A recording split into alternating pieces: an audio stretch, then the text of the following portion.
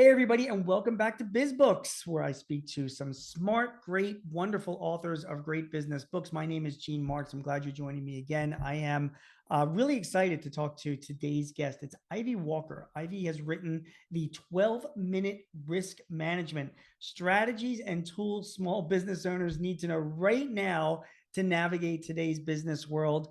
And you can find out more about Ivy and her what she does at 12minute.com. It's spelled out TWELVE dash minute.com. Ivy, first of all, thank you so much for joining me. I'm so glad you're here. Thank you so much for inviting me, Gene. I'm excited to talk to you today. Yeah, we have a lot to talk about. So, little bit of background. I mean, I think for other viewers and listeners of this program, they already know that I am a CPA. I'm a business owner. I have 10 employees outside of Philadelphia.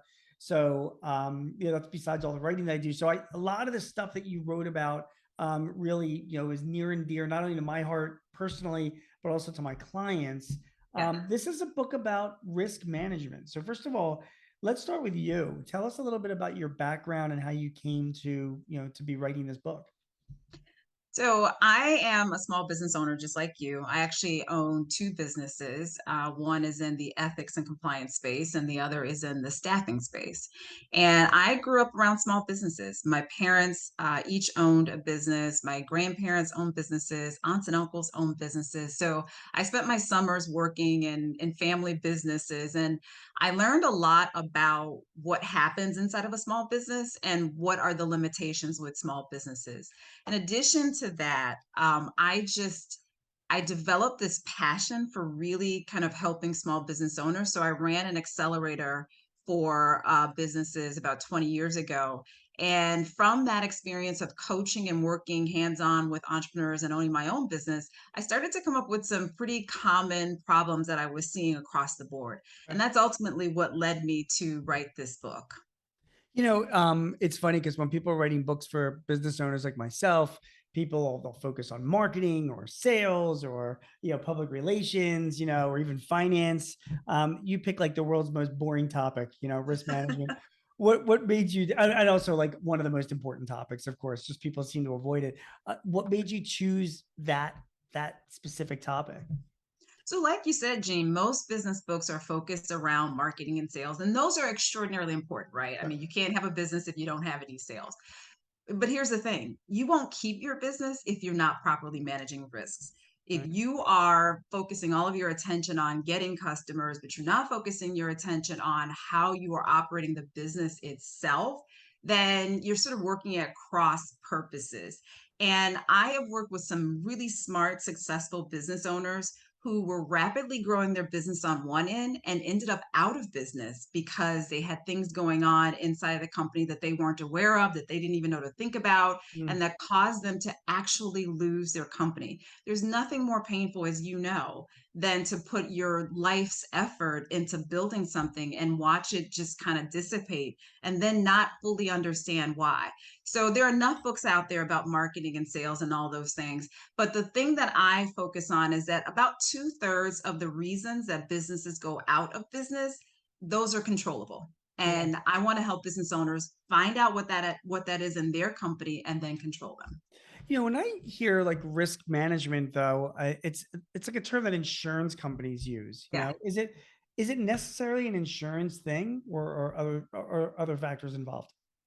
So as soon as I say risk management, that's what people think I'm talking about. They think Yeah. I'm talking about insurance, and I'm selling insurance. I teach a course at the Kellogg School on this very thing, and I always open up with, "This is not about insurance," because that's naturally what risk management what comes to mind when we think about risk management. But here's the thing: in every aspect of our lives, we're finding ways to manage risk. We just don't think about it that way, right? You wear a seatbelt in your car to protect against injuries if you get into an accident. That's a form of risk management, right? Sure. So we're really, when we talk about risk management, what we're really talking about are identifying and mitigating the factors that could cause problems in our business. That's it. It's not insurance. Insurance is one solution to risk management, but there are many, many solutions to that.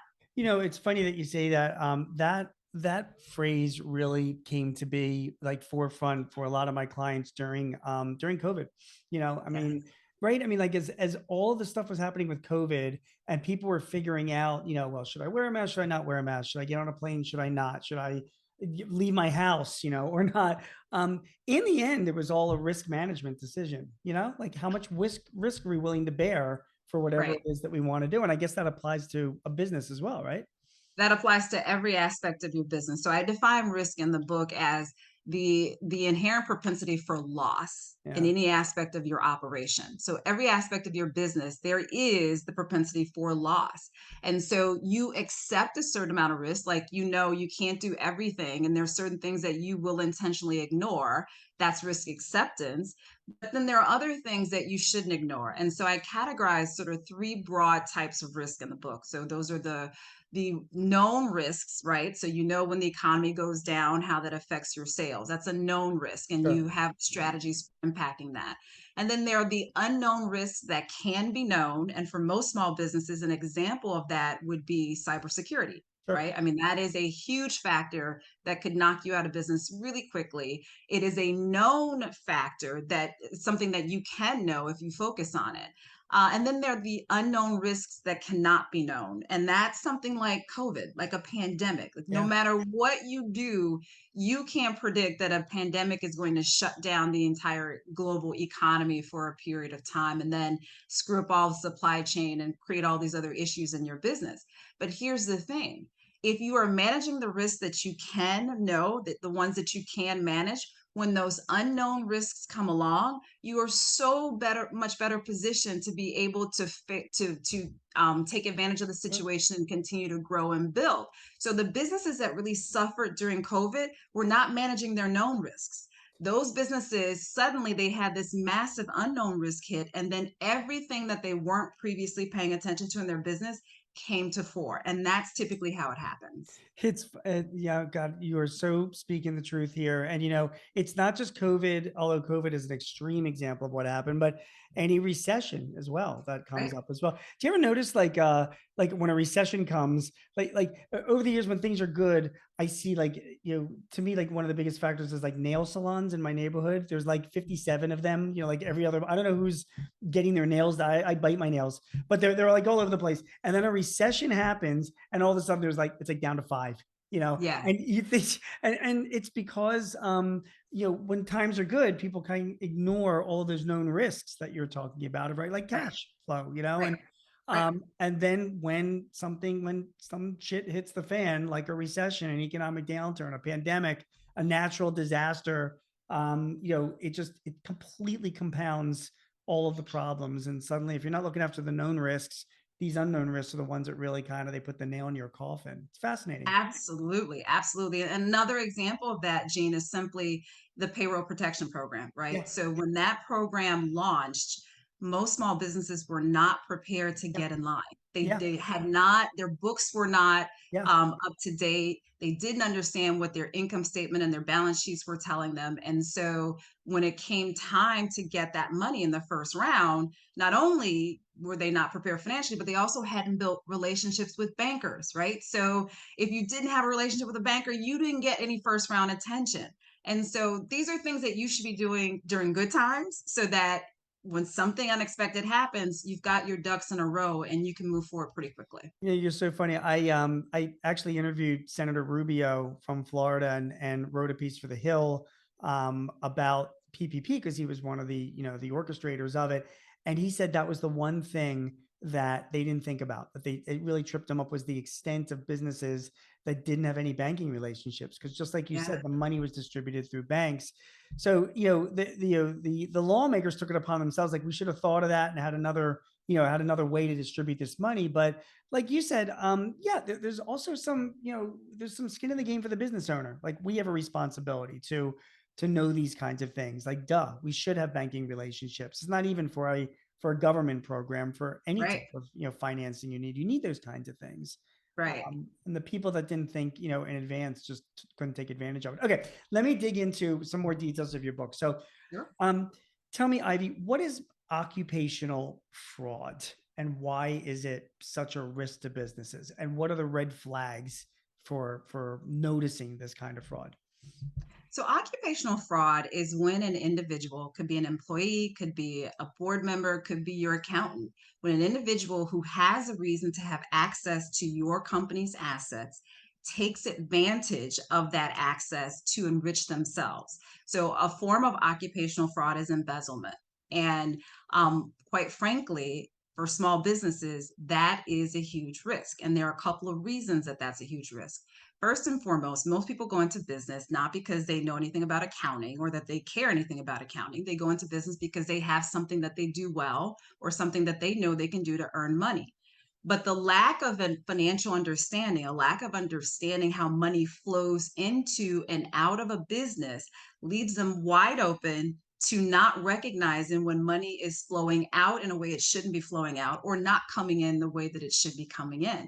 True. So, occupational fraud is one form of that. That could be embezzlement, that could be equipment theft. I actually had one particular situation where a gentleman came to me who was running a very rapidly growing marketing business.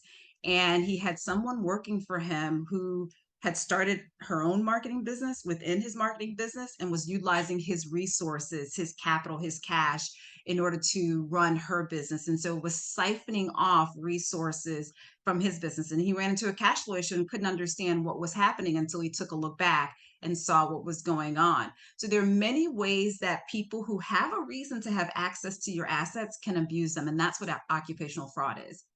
Makes sense. Obviously makes a lot of sense. And occupational fraud is something that hits a lot of businesses. You had mentioned as well that one of the reasons why this happens is a lack of segregation of duties. Um, Yes. Easier said than done, but talk to me a little bit about what you mean by segregation of duties. So segregation of duties is simply that you don't want one person controlling all the financial aspects of your business. So if you have a bookkeeper, you don't want the bookkeeper billing your customers and collecting the billing and opening the mail and balancing the checkbook Right. and working QuickBooks. Like you don't want one person doing all of those things because with one person controlling the entire process, it's very easy for them to siphon money out of that process. Right. And so, one good example, I mentioned this in the book, is the town of Dixon, Illinois, which people don't think of municipalities as small businesses, but most towns in America are small businesses. True. And so, in Dixon, Illinois, which is Ronald Reagan's hometown, the comptroller stole $53 million over 20 years and nobody noticed. Now, this is a town that had a budget of between $5 and $7 million. So it's again, it's the size of a small company. So imagine what had to be going on for her to accumulate $53 million that she was stealing. Well, so 20 years, nobody noticed because she controlled the entire financial operation from start to finish. She did everything from open the mail to bill the customers to collecting the tax revenue to distributing the money to the projects. And so she was able to pull out as much money as she wanted to. In fact, by the end, she was stealing almost the entire town budget. Now, because of it was a municipality, they were able to borrow in order to cover the losses, but they had no idea why they were losing so much money. So segregation of duties in that context and in any context is simply saying more than one person needs to be involved. If you're a small company, that's very hard to figure out how to do. And in the book, I give some examples of if you've got one employee, if you've got two employees, if you've got three employees, what segregation of duty looks like. It is one of the most critical things that you have to do in your own business. Do you know, and if you don't, it's fine, but do you know how that was the fraud itself was uncovered? Yeah, so we did a documentary on it called All the Queen's Horses. So, yes, the fraud was discovered the way most frauds are discovered, which is by accident. Okay. So, what happened was the comptroller had instructed her deputy to never look at all the bank statements. Right. But when she was out of town, it happened anyway, only because the comptroller was under the gun and she had to get a report done. And when she looked at all the bank statements, she saw a bank account that she was not familiar with. And that's So how it started. you mentioned being out of town, and again, I'm putting on my accountant hat here. I just wanted to also add, and you do discuss this in the book as well, the importance of requiring your employees to take vacations, particularly Yep. ones that have control over money. I forget the circumstances as to why she was out of town, but she was out. And when your Mhm. employees do take vacation, people have to fill in from them. And I'm obsessed with fraud in companies. I find it fascinating. And I don't know how people like sleep at night. If you're embezzling, like it's gonna come back to haunt you at some point. Like it just fascinates me, the people that do that stuff. And it just, whenever I read about these cases, it almost always gets uncovered when that person's not in the office. They got, Yes. they had to go into the hospital, or they got hit by a bus, or they were on vacation, or their spouse or whatever had to go. They were drawn away. And that's when it gets uncovered. So the segregation of duties, rule is huge. And then also, like you mentioned in the book, requiring people to take time off, is also, it's a huge thing. It really is. Absolutely. It's critically important. Now, one thing I will say, Gene, in the situation with Dixon, Illinois, that comptroller actually took off about 4 months a year. Okay. So she had the city on such a lockdown with the finances and had everybody looking only at their particular roles that she was able to take that much time off. But in most cases, 99.9% of the cases, having people either rotate jobs, right? So you've got different people covering different portions of the work at different times, or take vacation. That's how you'll uncover fraud in a company. Fair enough. Okay. I'm jumping around here, but I want to get your thoughts on this. And again, for those of you guys watching, or, and/or listening to this, Ivy goes into so much more detail on each of these points in her book. But, a big issue, and you mentioned it earlier in our conversation, is about cyber attacks as well. Give us some of Mhm. your thoughts on that. We all are familiar with ransomware and malware and phishing and smishing, and, we know all these issues that are out there. But terrify us a little bit. Okay. Why, like you say in your book, why is this so expensive, and how does this impact businesses? This is a risk management issue. So 60% of small businesses that are hit with a cyber attack go out of business within 6 months of that cyber attack. That's an That unbelievable statistic, by the way. a It's incredible. terrifying number. Yes. And let me tell you from personal experience how and why that happens. Okay. So despite everything that I know about cybersecurity, I made a huge mistake last year. I brought on a new COO for one of my companies, and I have a policy at both of my companies that nobody touches any of our network until they've gone through cybersecurity training. We were in a rush, we were in a heavy hire period, and I gave the COO credentials to our networks without putting him through cybersecurity training. Right. Well, fast forward, he got on a VPN. I'm sorry, he got on a public network at a Yeah. Starbucks and Super didn't use a VPN. So awesome. he ended up being right, awesome. He ended up being hacked, which meant we ended up being hacked. The hacker sat in our network and just surveilled to figure out who had access to money and what our clients were doing. What the hacker ended up doing was intercepting an email from a client who had very poor cyber hygiene, and that the client sent me an email asking for wire instructions to wire a payment. This is a big no no. The hacker then responded from my email account with wire instructions to the hacker's bank. Wow. Now, the client did not verify those wire instructions verbally. Another big no no. Instead, forwarded a very large payment to that hacker. Mm. As a result, about $50,000 from the payment as well as cleanup of our network went out the door within 3 months to fix this problem. How many businesses are sitting with $50,000 that they have to clean up the problem? This is why it'll put you out of business very quickly. And it's so easy for it to happen. It's no longer a matter of if you will be attacked. It's totally when. It will happen. Small businesses are soft targets. They're very easy to take advantage of. And so cyber criminals are focused on you. And Gene, I'll just give you one other example. If Sure. you think my data is not important, nobody's going to come after me, here's something else to think about. Many of your viewers and listeners may remember the Target hack of a few years ago, where about 143 million credit card numbers were stolen. Yep. Well, that happened as a result of a small business. So, an HVAC vendor of Target's was hacked. A small company that had access to Target's networks for invoicing purposes Mm. was hacked. Wow. The hacker gained access to Target's networks through that HVAC vendor. So, hackers don't even just want what you have, they want access to your large customers as well, which is why a lot of major corporations are now requiring a lot of cybersecurity controls for small businesses. And you've got to be aware of what that looks like. So it's a huge issue. This book is all about risk management, and if you get hacked and a larger company is a victim of this, as well as your own individual customers, you're exposing yourselves to lawsuits Yep. from all of these people. I'm curious, how effective is cyber insurance in your experience, and what advice do you have about that? So I have cyber insurance for both of my companies. I actually did not pull on the policy to cover the hack that we had last year, for a couple reasons, which I can talk about later. But cybersecurity insurance is hugely, hugely important. You must have it. It's a Mhm. must have. It's not a nice to have anymore. It's a must have. Mhm. But what you need to know about cybersecurity insurance is that the policy won't pay if you're not doing certain things. So if you are not doing cybersecurity training for your employees, the policy won't pay.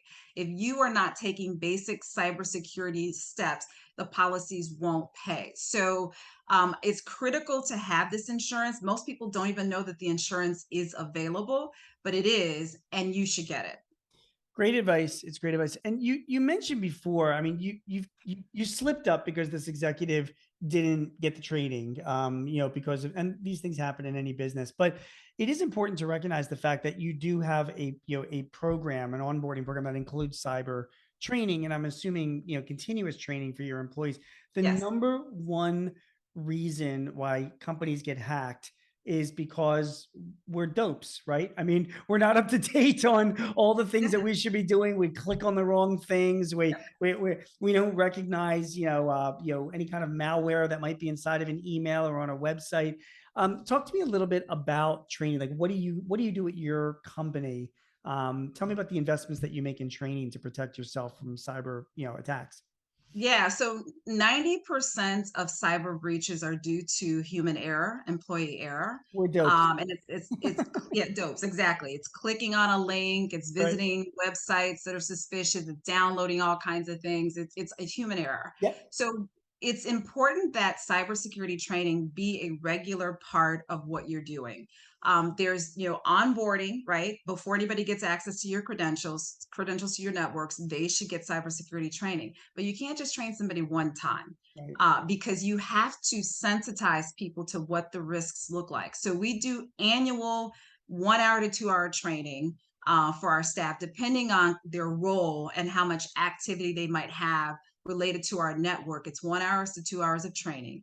But then we do monthly rollouts of reminders. So we do animated clips, animated videos. We do phishing testing, sensitivity, penetration testing. You'll get an email that is a test, and if you click on the link, sorry, you failed. You had to go through training again, right? So it's a way to make sure that employees are paying attention. And all this might sound expensive, but it really isn't. There are a lot of really low cost training resources for businesses. We spend about $14 per employee for the long training, for the 2 hour training. And then we spend about maybe 75 cents to $1 for the reminders that go out. So it's not a very expensive thing to do. And it's something that, even if it were more expensive, it's worth doing. I think it's great advice. You did mention that there is software out there. There's certain platforms that specialize in training that test your employees. Having an IT firm do that training is also really important too.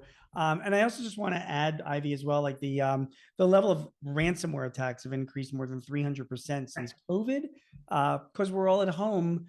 So many working from home people. We're sharing our computers with our middle school kids. Or Right. routers are unsecured. We're running Windows 95. So as business owners, we all to minimize this risk. And again, you talk about this in the book as well, that you've really got to focus on the entire workforce, whether they're in the office or not in the office. Um, Yeah, and just think about it this way, Gene. Hackers sent a trillion phishing emails last year. A trillion. So they're going to get you at some point. yes. That's why you have to be aware. Okay, let's talk about reputational risk next. Okay, and guys, again, you're listening, you're watching this. Again, Ivy is addressing all sorts of different types of risks that affect your business, and there's a whole chapter about defending your reputation. So, what do you mean by reputational risk? And it's both for ourselves and our employees, and how this impacts our businesses. Tell us what is reputational risk and why it's so important to know about it. The reputational risk is any damage or potential damage to your company's name, good standing that can result from things that you do or things Mm, that your employees do. More often, it's things that your employees do. And I talk about the sort of the virtual pitchfork mob showing up at your doorstep because of something that your employees post on social media. yeah, Now, we all have a First Amendment right to say a lot of things, but the First Amendment does not mean that we are free of consequence for saying whatever it is we might say. right. And you, as a business owner, have not only a right, but you have a responsibility to communicate with your employees about what is and what isn't acceptable use of social media. You have a right to define for them what that looks like. You can't tell them what they can and can't post, but you can tell them if you post things that reflect poorly on this business, you can and or will be terminated as a result. And you should give clear examples about what that should look like. Now, I also talk about the business owner doing those things as well. We live in a very politically charged time.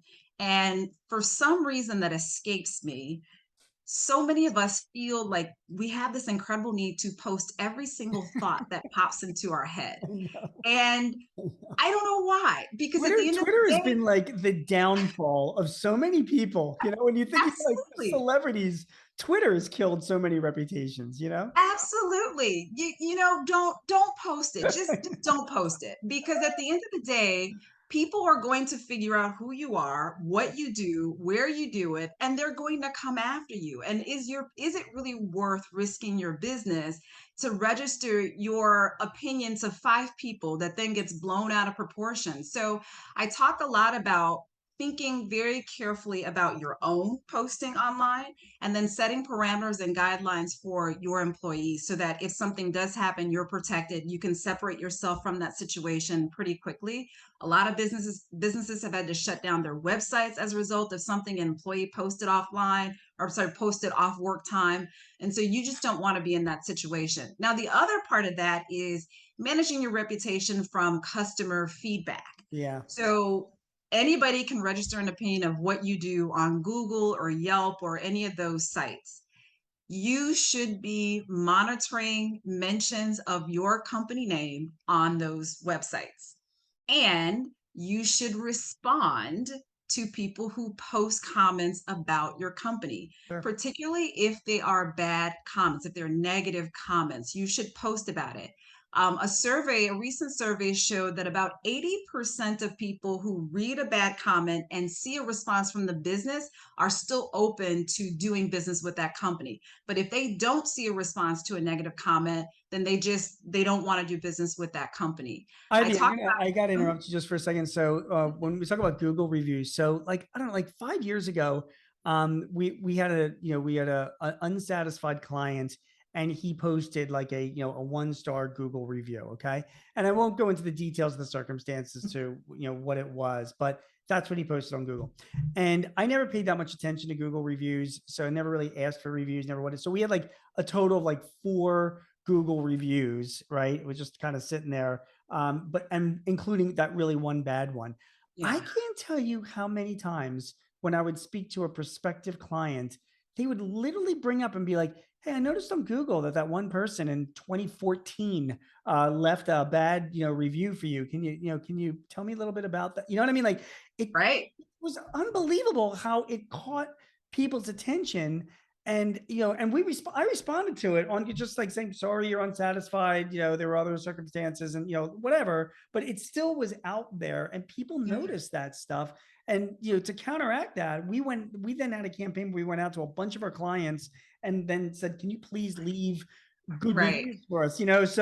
So in the end, now we have like 60 5 star reviews, and the 1 star reviews, and that made a big difference. Oh, absolutely. Right. If you've only got 4 reviews and one of them is negative, that really is going to kind of bite. Right. And Yeah, so and you, we you think did that like you exactly think what you should that do. who's reading that stuff and who's paying attention? People pay attention to that stuff. They absolutely do. In fact, that same survey that I just recently cited, I want to say like 92% of respondents said that they look at Google reviews before doing business with a company. So Yeah. it really is important. And even in my own life, in my professional and especially my personal life, I do look at reviews Yeah, me too. because it gives me, and I only read the bad ones, by the way.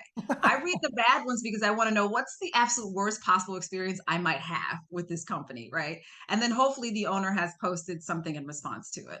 I also think that it is a matter to minimize the risk or maybe dilute it is quantity does count. Like if you see 1,000 reviews, first of all, for for like a restaurant you're going to go to, and generally the overall average review is for 4 stars. Yeah, there's going to be some bad reviews in there, and maybe that's what draws Right. your attention. But I would assume, Ivy, then that you're still looking at it overall and say, okay, these few people had a bad experience, but for the most Oh, yeah. part, it's still on average a 4 star, restaurant. You know what I mean? Oh, Um, absolutely. but Absolutely. Right. so getting the quantity is always, I thought would be important. And by the way, I mentioned on the Twitter thing, people can be very, very vicious. Now I write, for a living. I mean, I am a CPA, but I write and I write opinion columns for a bunch of different places. So I take points of view on certain things. And there have been instances in the past, quite a few where I will take a controversial point of view, like I don't agree with this, whatever. And boy, when the Twitter mob gets after you, it's Yeah. brutal. I mean, really brutal. So I recommend to most of my clients, like if you don't have a thick skin and if that's not your business, it is my business to write. But if that's Right. not your business, if you're selling, carburetors out of a distributor, out of a warehouse, you really shouldn't be, online writing about your opinions of, Absolutely. politics. Just people take that into consideration, and it's a really, it's a real important thing. It's really Um, not a risk that's worth it at the end of the day, Gene. It's yeah. not worth it. I mean, you're entitled to your opinion, and that's great, but you don't need to scream it in the town square, which is what you're doing with Twitter. It's 100% right, and you're right. You learn that you'll learn it the hard way. You're going to learn it the hard way, and in the end, it's not only hurts emotionally when you see a bunch of strangers yelling at you, but then it'll hurt in your pocketbook because it'll take money away from Right. your business. That's the risk, That's the that risk. that you're facing. Um, I know we only have like we've got about 10 minutes left, but I do want to also cover at the end of the book. You give steps. You give 6 steps for sort of pulling it all together, like how for each of these different types of risks. And we haven't talked about some of these risks, all of them. So you can get that, but if you read the book, but you talk about identifying and measuring the risk, prioritizing and categorizing the risk, managing the risk, communicating and training, monitoring, evaluating the risk. Can I ask you then to Ivy to like give us an example, like take a specific risk that comes to mind that a business, we've talked about a few of them already, and speak to me like, okay, I've identified that this is a potential risk. Walk me through these 6 steps, like 5 steps, excuse me, to address this risk. So let's use cybersecurity as a Fine, risk, fine. right? So the first thing, Gene, it's very important for business owners to do a risk assessment so that you identify that you have a cybersecurity risk, but you really need to understand the dimensions of that risk. Okay. So step one is that risk assessment. And there are online tools available. I talk about this in the book, a number of online tools available to help you with a risk assessment. Once you've gone through that risk assessment process and you have a good handle on what the problems are, Mhm. then you want to prioritize. You can't do everything all at once. And there may be some risks that you're willing to simply accept, right? There's risk acceptance. So Right. you prioritize. Get rid of the ones that are really simple to take care of right away and put together a plan for those that are a little bit harder. So let's say one of the risks that we really need to focus on is passwords, right? Everybody's using Sunshine 123 or password 123, right? Right. That's a pretty easy risk to get rid of. Right. Well, once you prioritize and figure out what risks you're going to focus on, then you want to manage that risk, right? And so institute a policy. No repetitive passwords, no easy to crack passwords. Passwords must have a capital letter, lowercase letter. Like you come up with your policy for that. And then you need to train your staff on what this new policy is and what it looks like. And critically important, why you have the policy. Sure. right? There's nothing worse than coming up with a new rule, a new policy, and telling everybody this is the way that we're doing it, just get it done. And people don't understand the why. Because when people don't understand the why, they will find workarounds because they don't want to change. It's just human nature. We don't want to change.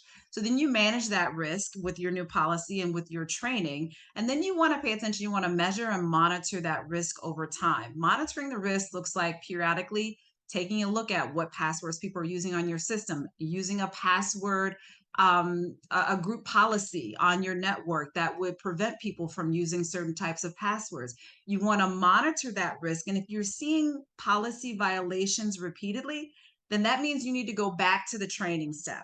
Right. That tells you that people are not adapting this policy. They're not understanding the policy, and you need to be more clear about it. And then enforcement is that last step. So if somebody is continuously breaking a policy, then maybe they're not a good fit for your company. Then maybe it's just not the right place for them.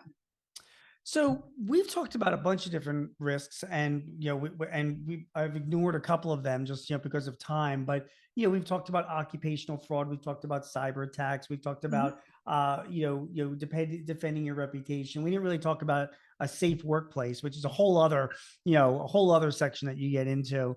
It's worthy of another interview. I'm kind of curious, out of all of those risks, though, what have you seen, Ivy, like as if you were to prioritize, and I realize it depends on the business, so but you know, it- based on your clients, based on your experience, is there any one of those risks that you see as like, more prevalent than the others, that if you were advising anybody getting into a business to say, hey, you know what, this is like probably your biggest risk and you should be focusing on this first? For every small business, that's going to be occupational fraud. Okay. So the Association of Certified Fraud Examiners estimates that businesses across the board, regardless of size, lose about 5% of their revenue annually to occupational fraud. For small Mhm. businesses, that number is much higher. So you think about it this way. You've got for every, $10 you're bringing in, you've got some money walking out the back door Sure. that belongs to you, right? And so why would you do that? For a small business, it's probably closer to 10%. So you for every $10, you've got a dollar that somebody's putting in their pocket. So for a small business, this one is probably the most tricky to manage because the knowledge of the business owner tends to be a limiting factor in how to control for this, which is why I give a lot of resources in the book for how to work with occupational fraud. I have seen a lot of customers come to me because they've been dealing with occupational fraud. They discover it after the fact, they're trying to recover from it. And it's a very difficult thing to recover from. So Mm. I would say, cyber is a very, very close second, but for many small businesses, that occupational fraud thing is a huge issue. In fact, when I tell people what I do and I tell small business owners what I do, I almost always get a story about how somebody discovered they were being stolen from or how it's their biggest fear that it'll happen to them. Yeah, I think you're absolutely right in that assessment. And again, occupational fraud can be anything from embezzling money to stealing office supplies, so Yes. that's it's all part of it. And Yes. and I see that at so many of my clients. So that's great advice. I have been speaking to Ivy Walker. Ivy is the author of 12-minute risk management strategies and tools small business owners need to know right now to navigate today's business world. Ivy, before I let you go, the title of the book, 12-minute risk management, we never really talked about that. Why did you title it that way? I can see at each chapter you've got like a 12-minute plan, an action plan. So talk to us a little bit about, what that means. So we're all time starved as small business owners. And for me, my methodology has always been if something takes me more than 15 minutes, I tend to put it off. If I can do something in less than 15 minutes, then it's more likely to get done. And so over time, I developed a way to focus on my different risks in my business by coming up with something that's less than 15 minutes. And 12 minutes was just a natural kind of thing for me to play around with. So the title 12-minute risk management really does come from the fact that I want you to have strategies that you can do in 12 minutes or less to impact the areas that I talk about in the book and impact the areas of risk across your business. Now, it's not a 12-minute one-time thing, right? Risk management is an ongoing process, but if you can spend 12 minutes out of your day focusing on a particular risk in your business, you are infinitely further ahead of anybody else who's not focusing on the risks at all. So that's where the title comes from. Ivy, you're awesome. And the book is awesome. Thank you so much. I really enjoyed it. I think our readers, our listeners, our viewers will also enjoy it as well. So thank you very much. I'm looking forward to the next, 12-minute, I don't know what kind of, it's next 12-minute book, whatever it is that you're going to come up with, hopefully in the next couple of years, but this one will keep us busy for a while. So thank you so much. I appreciate your time. Thank you for having me, Gene. It's been great. Everybody, you've been listening and watching BizBooks. My name is Gene Marks. This has been a conversation I've had with Ivy Walker. We're going to be back in just a couple of weeks with another great business author of another great business book. So please join us then. Thanks for watching or listening. We will see you again soon. Take care.